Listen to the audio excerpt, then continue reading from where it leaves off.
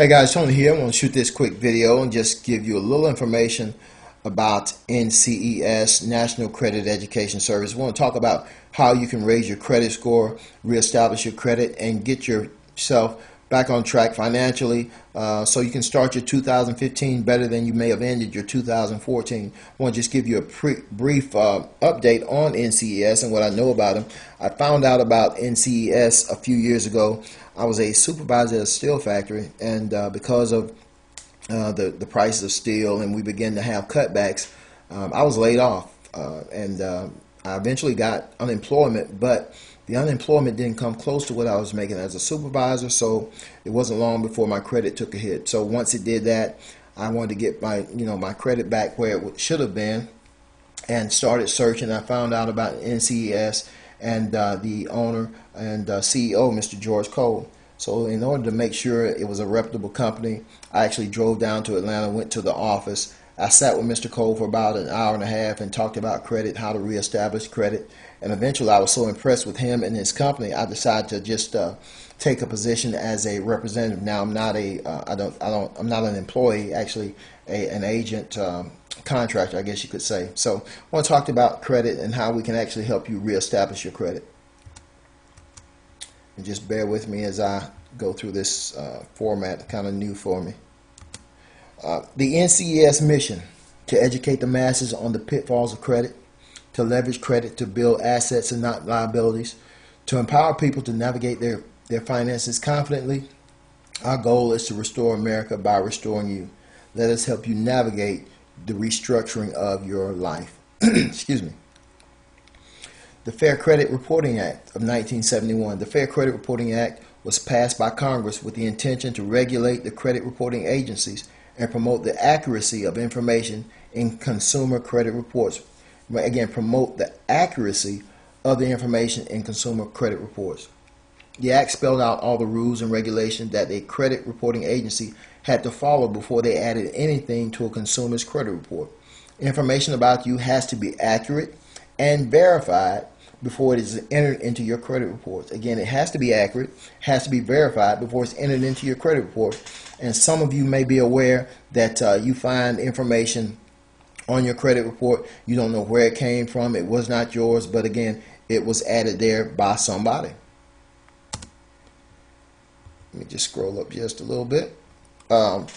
Credit reporting agencies. Now, oftentimes we hear of a credit bureau, and when we hear a credit bureau, we're talking about Experian, Equifax, and TransUnion. And when we hear the word bureau, we oftentimes think it's a government agency, but these are not government agencies. These are actually for-profit businesses, and they are in competition with each other.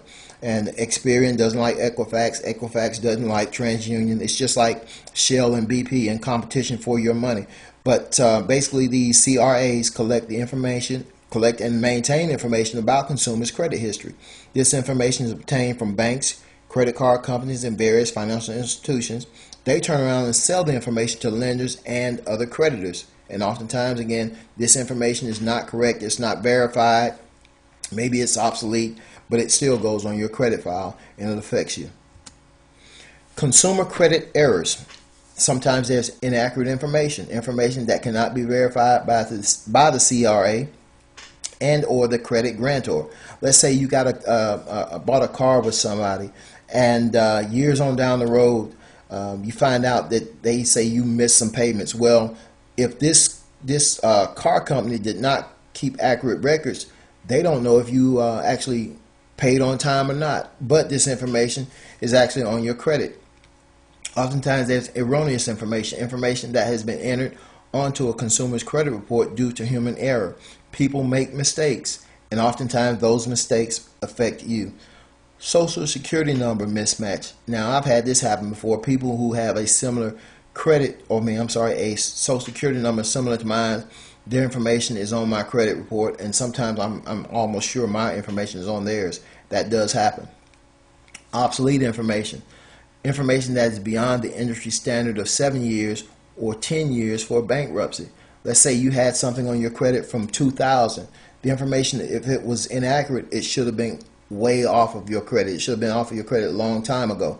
But because you didn't ever check your credit, all of a sudden your information is on your credit. Again, this information is not correct. It's not verified. Maybe it's obsolete, but it still goes on your credit file and it affects you. Consumer credit errors. Sometimes there's inaccurate information that cannot be verified by the CRA and or the credit grantor. Let's say you got bought a car with somebody, and years on down the road, you find out that they say you missed some payments. Well, because you didn't keep up with it, you find out years down the road that this information is on your credit. And it does happen. It happened to me. Credit report accuracy. Nearly 80% of all consumer credit reports have significant errors. Nearly 80% of consumer credit reports have significant errors, 25 of which are serious enough to potentially result in a credit denial. Credit denial because of the seriousness of this inaccuracy. Those errors could affect your credit scores by 50 points or more. Again, one missed payment, one inaccurate addition to your credit could cost you 50 points or more. How do these errors occur? Again, loan, payment data, or credit card information is applied to the wrong account. Name consistency, and it gives you a list here. Again, my name, Tony Davis, Tony C. Davis. That's oftentimes why I use C, because there are so many Tony Davises out there, and I come to find out there's a lot of Tony C. Davises out there too. So there are typos when entering Social Security number, human error when applying or applications are reviewed or sold or transferred between lenders. If you have a mortgage, depending on when you bought your mortgage or bought your house rather, you may start out with mortgage company A, and then a year or two down the road, they've transferred your information to another company, and oftentimes information can be erroneous during the transfer. We're talking about the credit scores now. This is a statistical methodology to evaluate an individual's credit worthiness, which really isn't accurate because, again, your credit score does not really tell whether you're credit worthy or not. Take, for instance, you could be paying on your loans or whatever over a period of time and doing quite well. Maybe you've got a credit score of, let's say, 800. Well, you turn around and you lose a job, or there's a death in the family, there's a divorce, and maybe your credit report drops or your credit score drops 200 points. That really doesn't show whether you're credit worthy. It doesn't show the fact that there was an incident that happened that brought your credit score down. Just like with me, having lost my job, they don't look at that. They look at your credit score. Oftentimes, it's a reflection of the person's credit behavior. That's not always the case. But again, that credit score really means a lot. The FICO score your credit score range from 300 to 850 points. Of course, the lower your score, the more it's going to affect you in regards to interest rates and credit limits. 5 key components to credit score. Paid as agreed is 35%. Balance versus credit limit is 30%. Length of credit history is 15%. Type of credit is 10%. And then credit inquiries is another 10%. And let's look at type of credit.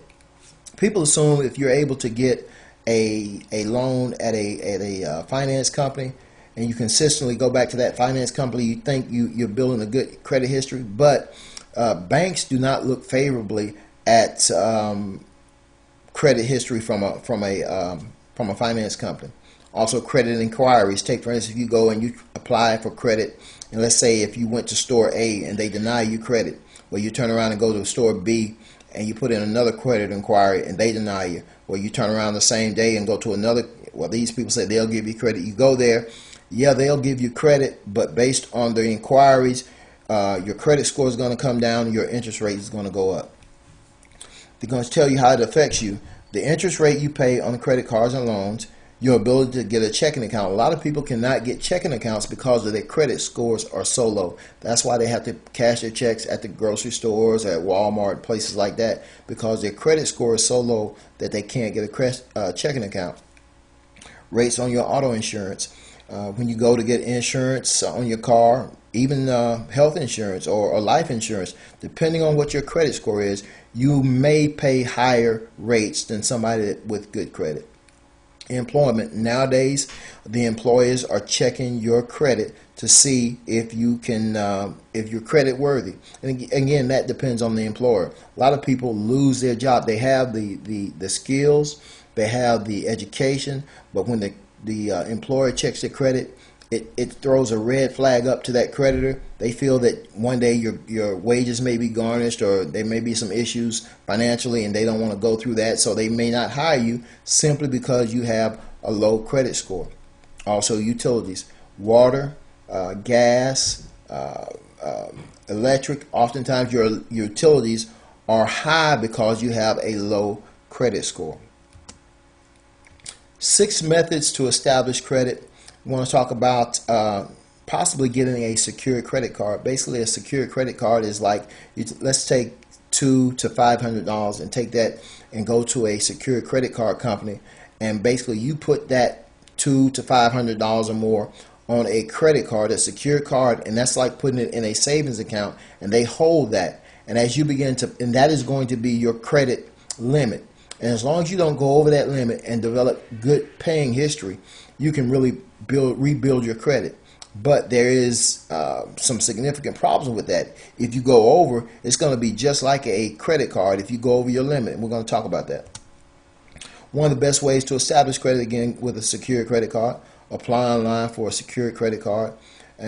One that is accepted anywhere. One with a MasterCard or a Visa label. Now, this is not a catalog card. A catalog card would be somewhere like Fingerhut. May have heard of Fingerhut. They will give you a catalog card where you can actually buy products out of their catalog, but it's not a credit card, so it will not build your credit. But if you were to purchase something from that card and not pay for it, it would go against your credit. Pitfalls of secured card, and this is what I was talking about earlier. Pay on or before the due date to avoid a $30 to a $40 late fee. If unpaid, a $40 over the limit fee is incurred. Here's an example. Let's say you have a credit limit of $300 and then you have a late payment. Well, if your balance was $280, then you have a late fee of $35, then you have a over the limit fee of $40. Now you've gone over your credit limit of $300, and that's going to cost you more money. Pitfalls continued. Credit cards charge off, assigned to a collection agency. Collection agency adds new derogatory information on your credit report. Then you add more interest, more penalties, and more legal fees. All of these add up and they drive your credit score down. And I'm kind of going over my limit on this video, so I want to kind of hurry through this. Just talking about budgeting and the effect of credit, and how high interest rates will affect you when it comes to purchasing a home and also an automobile. Just want to run through this real quick, and you can get more information by contacting us, but we provide tools and resources that are necessary to understand the FICO scoring system, the fair debt collection practice, intuitive online self-help problem-solving tools, 24/7 online status updates, how to protect yourself and protect your credit during hardships like layoff, divorce, and death, how to regain your financial independence and rebuild a lasting prosperity. Here in conclusion, understanding credit is key to achieving financial security. Understanding credit, how credit works, how to reestablish your credit is key to achieving financial security. It is pivotal to assess your current situation and establish a path forward. You must address the issue now and begin to move forward. If you don't address the issue, nothing will ever change. NCES possesses the tools and resources to assist you in your future success. And in conclusion, we want to help restore America by restoring you. If you're hurting financially and can't borrow due to bad credit, our job is to help you regain your rightful place in America. So I'd like for you to possibly contact me, Tony C. Davis, at successwithtonyd1, that's the number 1 at gmail.com, successwithtonyd1 @gmail.com, or you can reach me at 770-324-2020. Just send me a text, 770-324-2020, or you can go to the website ncesnow.org to look at more information. Then after you look at the information, you can give me a call. I'd love to work with you, help you rebuild your credit, and possibly help you earn some income helping people restore their credit. So again, this is Tony signing off. Thanks a lot. Again, 770-324-2020, and you all be blessed.